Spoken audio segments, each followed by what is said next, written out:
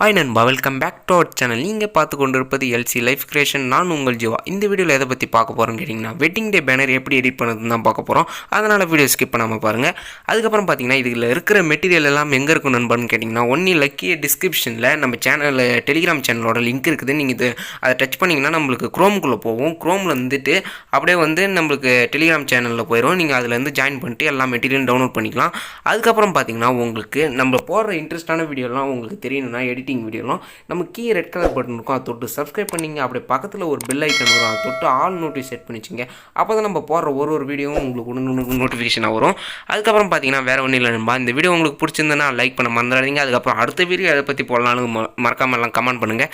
அதுக்கப்புறம் பார்த்தீங்கன்னா உங்கள் ஃப்ரெண்ட்ஸுக்கு எல்லாம் நீங்கள் ஷேர் பண்ணணும்னு நினச்சிங்கன்னா ஷேர் பண்ணவங்க எல்லாருக்கும் நன்றி தெரிவிச்சுக்கிறேன். எடிட்டிங் ஆரம்பிச்சிடலாம் நம்ப. அது இப்போ பார்த்தீங்கன்னா நம்ம பிக்சார்ட் ஆப்பை தான் ஓப்பன் பண்ண போகிறோம். இந்த ஆப் உங்களுக்கு இல்லைனா ப்ளே ஸ்டோரில் அவைலபிளாக இருக்குது. அதுக்கப்புறம் நம்ம டெலிகிராம் சேனல் நான் யூஸ் பண்ணுற பிக்சார்ட் ஆப்பே கொடுத்துக்கிறேன், நீங்கள் அதை டவுன்லோட் பண்ணி எடுத்துக்கலாம். அதுக்கப்புறம் பார்த்தீங்கன்னா இப்போ பிக்சார்ட் ஓப்பன் பண்ணி இதுமாரி தான் நம்மளுக்கு டிஸ்பிளே ஆகும். இப்போ கீ ஒரு ப்ளஸ் ஐக்கான போட்டு ஒரு ஆர்ட் பீட் மாரி இருக்குதுல்ல, அதை தொட்டிங்கன்னா இப்போ நம்ம ஸ்டார்ட் டு எடிட்டிங்னு ஒரு பேஜ் ஓப்பன் ஆகும். இதில் போயிட்டிங்கன்னா அப்படியே நம்ம ஸ்க்ரோல் பண்ணினே வந்தீங்கன்னா கலர் பேக்ரவுண்ட்ஸ் நிறைய கலர்லாம் கொடுத்துருப்பாங்க. இதில் நம்ம ஃபஸ்ட்டு லேயர் எரேசர் ஆப்ஷன் மாரி இருக்கும். அது பண்ணி நண்பா இப்போ அதை டச் பண்ணோடனே நம்மளுக்கு கொஞ்சம் பிளாக் ஆகிட்டு அப்படியே இப்போ உள்ளே போயிடணும். இப்போ பார்த்தீங்கன்னா நம்மளுக்கு அப்படியே வந்துடும். இதுக்கப்புறம் என்ன பண்ண போகிறோன்னு கேட்டிங்கன்னா, இங்கே ரைட் சைடில் ஒரு டூல் ஆப்ஷன் இருக்கணும்.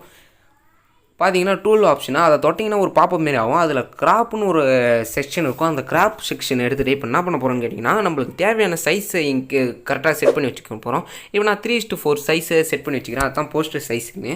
இப்போ பார்த்தீங்கன்னா அதுக்கப்புறம் ரைட் சைடு ஸ்க்ரோலிங் பண்ணிங்கன்னா ஆட் ஏ ஃபோட்டோன்னு ஒன்று இருக்கும். அதில் நீங்கள் ஆட் ஏ ஃபோட்டோவில் போய்ட்டு இப்போ நம்ம பேக்ரவுண்டை ஃபஸ்ட்டு செட் பண்ணிக்கலாம். இப்போ பார்த்தீங்கன்னா நான் அந்த பேக்ரவுண்ட் எடுத்துக்கலாம். அதுக்கப்புறம் பார்த்தீங்கன்னா இந்த எஃப்எக்ஸ்னு ஒன்று இருக்கும். ரைட் சைடில் ஸ்க்ரோல் பண்ணிங்கனாலே இப்போ பார்த்தீங்கன்னா அதை தொட்டோம்னா நம்மளுக்கு நிறையா ஆப்ஷன் வரும். அதில் பார்த்தீங்கன்னா பிளர் ஆப்ஷன் தான் இப்போ நம்ம செட் பண்ண போகிறோம். அது பார்த்தீங்கன்னா 5th லேயர்னு நினைக்கிறேன். அந்த பிளர் ஆப்ஷனில் போய்ட்டு ஃபஸ்ட்டு லேயர் இருக்கும் பாருங்கள், அந்த பிளரை தொட்டுங்க.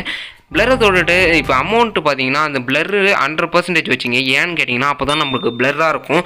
சுற்றி அது இமேஜ் எதுவுமே தெரியாது, கலராக இருக்கும். அதனால தான் இப்போ பார்த்தீங்கன்னா நம்ம கரெக்டாக செட் பண்ணி வச்சுட்டு கரெக்டாக அட்ஜஸ்ட் பண்ணிவிட்டு அதுக்கப்புறம் மேலே டிக் ஐக்கான் இருக்கும். பேக்ரவுண்டு இப்போ நம்ம கரெக்டாக செட் பண்ணிடுவோம். அதை டிக் பண்ணிட்டோன்னா இப்போ பார்த்தீங்கன்னா நம்ம டிக் பண்ணிவிட்டு பேக்ரவுண்டு கரெக்டாக செட் ஆகிடுச்சு. அதுக்கப்புறம் பார்த்தீங்கன்னா மீறி ஆட் ஏ ஃபோட்டோக்குள்ளே போயிட்டு இப்போ நம்ம தேவையான மெட்டீரியல் எடுத்துக்கலாம்னு நினைக்கிறேன். இப்போ ஆட் ஏ ஃபோட்டோவில் போய்ட்டு இப்போ இந்த பேஞ்செலாம் நான் எடுத்துக்கிறேன். இப்போ பார்த்தீங்கன்னா அந்த எல்லாத்தையும் எடுத்துன்னு வந்துட்டு கரெக்டாக செட் பண்ணி வச்சுட்டு இது பார்டர் பேஞ்சு. இது எதுக்குன்னு கேட்டிங்கன்னா நம்ம ஃபோட்டோ செட் பண்ணுறதுக்கு. அதனால தான் இது பேக்ரவுண்டில் இதுமாரி இருக்கிறதுக்கு கொஞ்சம் பார்க்குறதுக்கும் நல்லாயிருக்கும் பார்டரு. அதனால தான் இது செட் பண்ணி வச்சுருக்கோம்.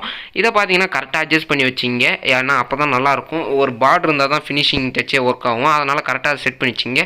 அதுக்கப்புறம் பார்த்தீங்கன்னா நம்ம விஜய் சார் இமேஜும் அதுக்கப்புறம் சங்கீதா மேடம் இமேஜும் எடுத்துக்கிறோம். இப்போ பார்த்தீங்கன்னா அதில் எரேசர் ஆப்ஷனில் போயிருங்க. அதை எரேஸ் பண்ணுறதுக்கு ஹேண்ட்னஸை ஃபுல்லாக 0 வச்சுங்க.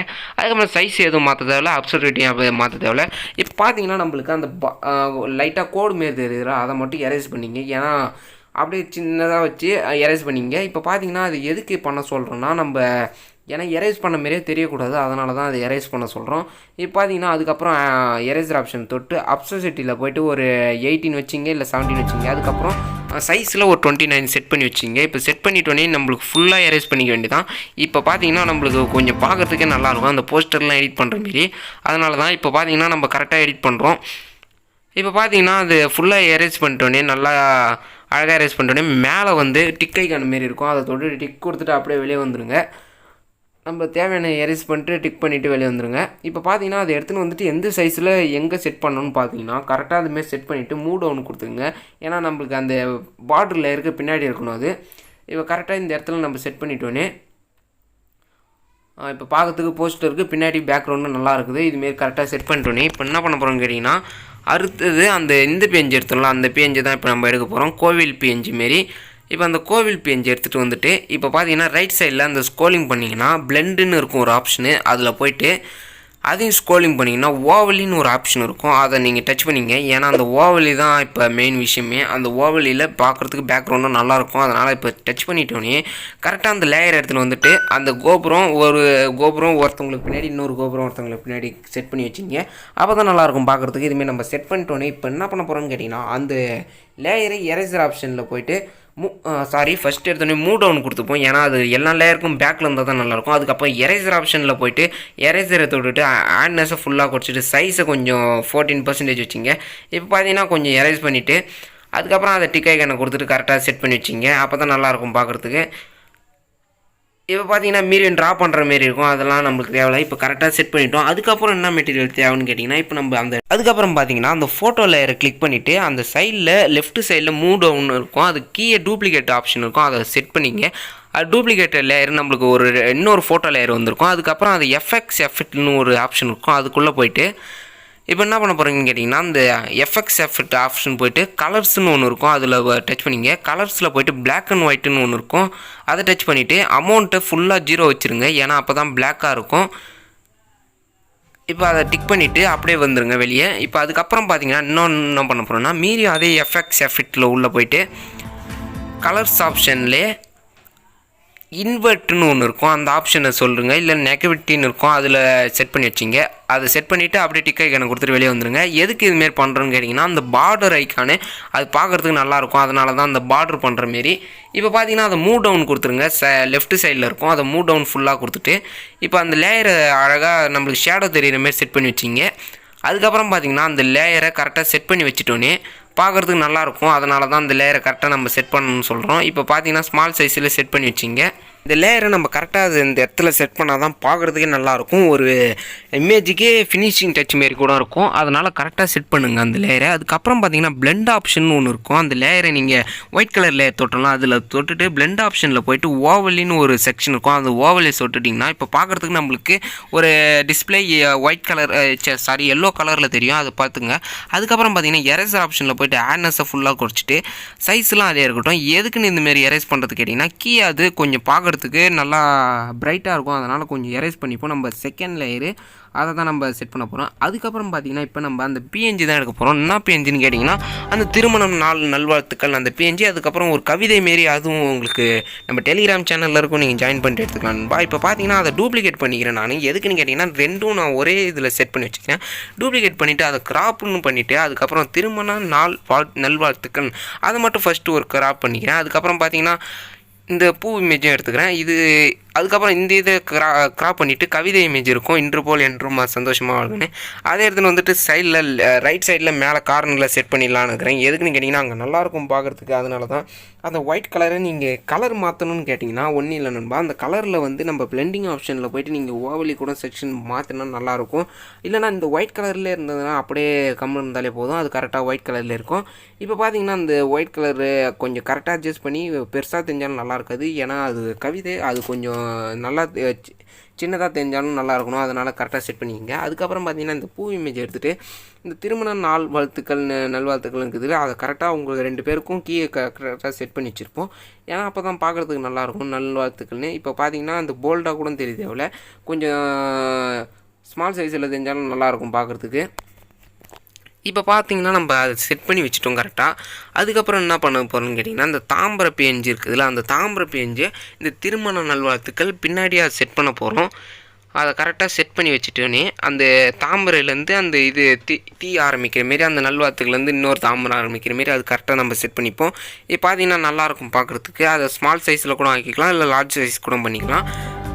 இப்போ நம்ம அது கரெக்டாக செட் பண்ணி வச்சுட்டோம். இப்போ பார்க்குறதுக்கும் நல்லா இருக்குது. இப்போ ஒரு அளவு ஃபினிஷிங் வரப்போகுதுன்னு நினைக்கிறேன். அதுக்கப்புறம் என்ன பண்ண போகிறோன்னு கேட்டிங்கன்னா, இந்த பிளெண்டிங் சன்செட் இமேஜ் தான் எடுக்க போகிறோம். அதுக்கு போய்ட்டு பிளெண்டிங் ஆப்ஷன் செட் பண்ணிவிட்டு ஸ்க்ரீன் இருக்கும் அந்த இதில் செகண்ட் செக்ஷன்லேயே அந்த ஸ்க்ரீனை தொட்டுங்க. அதுக்கப்புறம் பார்த்தீங்கன்னா இதையும் அதேமாரி பிளெண்டிங் ஆப்ஷனில் போய்ட்டு ஸ்க்ரீனை செட் பண்ணி வச்சிங்க. எதுக்குன்னு கேட்டிங்கன்னா, இப்போ நான் உங்களுக்கு எதுக்கு பண்ணுறேன்னு உங்களுக்கு தெரியும். இப்போ பார்த்தீங்கன்னா இந்த லேயருக்கு பின்னாடி அழகாக செட் பண்ணி வச்சிங்க. இப்போ நம்ம ஃபோட்டோ லேயருக்கு மூவ் டவுனுக்கு பேக்கில் கொடுத்துட்டிங்கன்னு வச்சிங்களா, ஏன்னா நம்ம ஃபோட்டோவுக்கு பின்னாடி அந்த நம்ம ஹெட் மட்டும் அழகாக தெரியும் தனியாக, அதனால தான் அதுமாரி செட் பண்ணுறோம். அதேமாரி கரெக்டாக செட் பண்ணிட்டோன்னே இந்த சைட்லேயே லெஃப்ட் சைட்லேயே ஒரு டூப்ளிகேட்டுன்னு இருக்கும், அதை நீங்கள் டச் பண்ணிங்க. டூப்ளிகேட் பண்ணிங்கன்னா இன்னொன்று நம்மளுக்கு கிடைக்கும், அதை சங்கீதா மேடமுக்கு பின்னாடி அழகாக செட் பண்ணிடலாம். அதேமாரி மூவ் டவுனு கொடுத்துட்டு கரெக்டாக செட் பண்ணி வச்சுட்டோன்னே அதுக்கப்புறம் நம்ம இன்னும் ஒருத்தர் ஃபோட்டோ ஆட் பண்ணோம். அதனால தான் அது யார் ஃபோட்டோன்னு கேட்டிங்கன்னா, நம்ம புஷானந்த அவர் ஃபோட்டோ தான் ஆட் பண்ண போகிறோம்.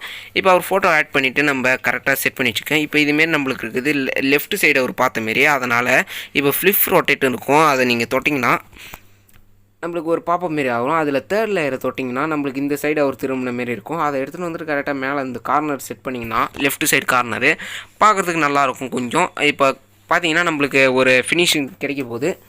இப்போ நம்ம இன்னொரு ஃபோட்டோ கூட ஆட் பண்ணோம்னா அதுக்கு மேலேயே பக்கத்துலேயே இன்னொருத்தர் ஃபோட்டோ கூட ஆட் பண்ணிக்கலாம்.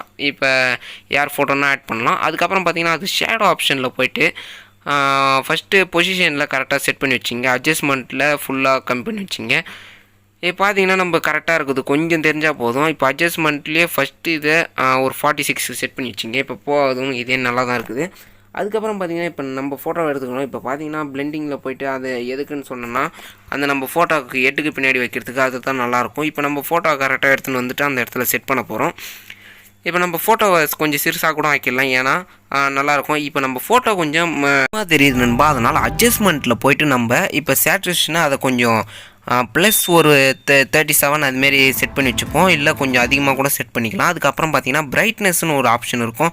அதில் போய்ட்டு நம்ம ஒரு பிரைட்னஸில் கொஞ்சம் கரெக்டாக செட் பண்ணி வச்சுப்போம். கொஞ்சம் நம்மளுக்கு எவ்வளோ பிரைட்டாக வேணுமோ அவ்வளோ பிரைட்டாக செட் பண்ணி வச்சுட்டோன்னே அதுக்கப்புறம் பார்த்திங்கன்னா அந்த மேலே சில லெஃப்ட்டு சைடில் ஒரு டிக்கை கணக்கு இருக்கும். அதை அழகாக கொடுத்துட்டு அப்படியே வந்துடுங்க. டிக்கை கணக்கு கொடுத்துட்டு இப்போ பார்த்திங்கன்னா நம்மளுக்கு அந்த ஃபோட்டோ இருக்கும். இப்போ கரெக்டாக அந்த ஃபோட்டோவை இந்த இடத்துல செட் பண்ணி வச்சுக்கிட்டோம். கொஞ்சம் ஸ்மால் சைஸாக கூட ஆக்கிக்கலாம். ஏன்னா அந்த நல்வாழ்த்துக்கு அந்த 4ன்னு இருக்குதுல்ல, அது நம்ம இடிக்குது நம்ம தலையில். அதனால் அது இடிக்காமல் கரெக்டாக செட் பண்ணி வச்சுக்கிட்டு தான் இதே போதும் நம்மளுக்கு. இப்போ பார்த்தீங்கன்னா கரெக்டாக செட் பண்ணி வச்சுட்டோன்னே இப்போ என்ன பண்ண போகிறோன்னு கேட்டிங்கன்னா அந்த சன்செட் இமேஜ் எடுக்கிறோம் ஃபஸ்ட்டு. அதை எடுத்து நம்ம பேக்கில் கரெக்டாக ஹெட்டுக்கு பின்னாடி செட் பண்ணி வச்சுப்போம். ஏன்னா கொஞ்சம் பார்க்குறதுக்கு நம்ம ஃபேஸு ஒரு ஒளிவட்டமாக தெரியும், அதனால தான் அதை செட் பண்ணி வச்சுங்க. இப்போ பார்த்தீங்கன்னா அடுத்தது என்ன பண்ண போகிறோம்னா நம்ம ஃபஸ்ட்டு ஒரு இமேஜ் எடுத்தோம்ல, அந்த இமேஜை இந்த தீக்கு கீழே அழகாக செட் பண்ணி வச்சுக்கோம். ஏன்னா ஒரு ஜொலிக்கிற மாரி ஒரு இமேஜாக, அதனால் அதை செட் பண்ணி வச்சுப்போம். அதுக்கப்புறம் பார்த்திங்கன்னா அதே நம்ம லெஃப்ட் சைடில் டூப்ளிகேட் எடுத்துகிட்டு அந்த டூப்ளிகேட் எடுத்துகிட்டு அது வந்து 4ன்னு இருக்குதுல்ல, அந்த இல்லுக்கு மேலே அதை கரெக்டாக செட் பண்ணி வச்சுப்போம். ஏன்னா பார்க்குறதுக்கு ஒரு இதாக தெரியும் நம்மளுக்கு அப்படியே ஜொலிக்கிற மாரி.